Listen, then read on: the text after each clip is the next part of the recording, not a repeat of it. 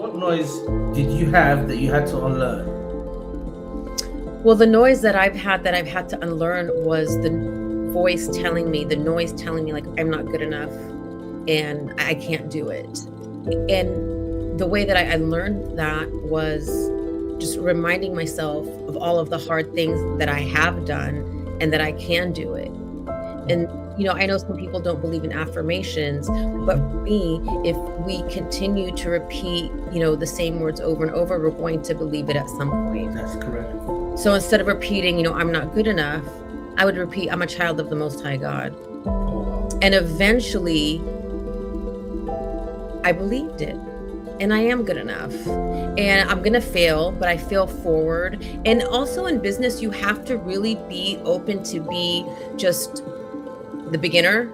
You have to be open to be, embarrassed because we're not going to know everything. You're going to have to be open to make those mistakes because that's how you grow. You're not only as a person, but in business. It's amazing you said that.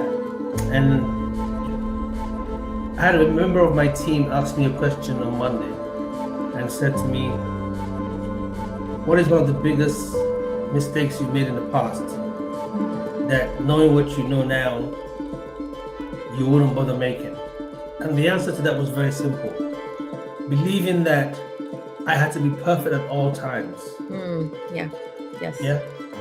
Outside of the BNS podcast, I run a consulting firm.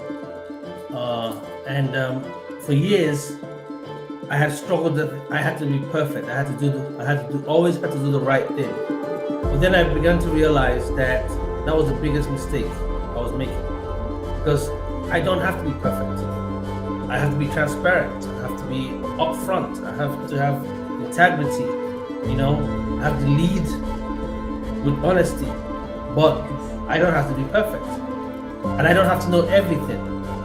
Because I have a whole team of young people and old people who know something much better. If not, why am I hiring them, right? So for me, that was when I started shutting down that voice of perfection and saying, no, I don't have to be perfect. I just have to be authentic and just lead. And ever since then, that burden and that stress that I always carried around is falling off, and I just keep on moving forward. And the business has grown, and I believe I've become a better leader. I love that. I agree. I love how you frame that. You're right. It's like we have these perfect pictures in our mind, which I have had those as well. And I fell back into my patterns, and I felt myself falling back in those patterns last year where, I elevated and I, was in a mastermind with, very successful people.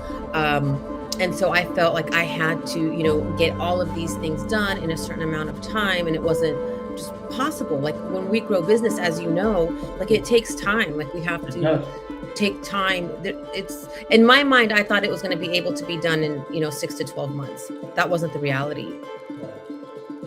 Wow. And like you, I had to really let go of those perfect pictures like you did. And same thing, like once I let go of the perfect pictures and I realized, okay, this is a marathon. And also it's humbling once you have been in business for a very long time and you've been very successful. When you move into something new and you're, like you said, I don't know everything, it's very humbling. Yeah. And it also keeps you grounded. It keeps you grounded, and that's how we grow. And that's why we have to, again, let go of those perfect pictures and be okay to fail. Be okay to be the least knowledgeable in the room.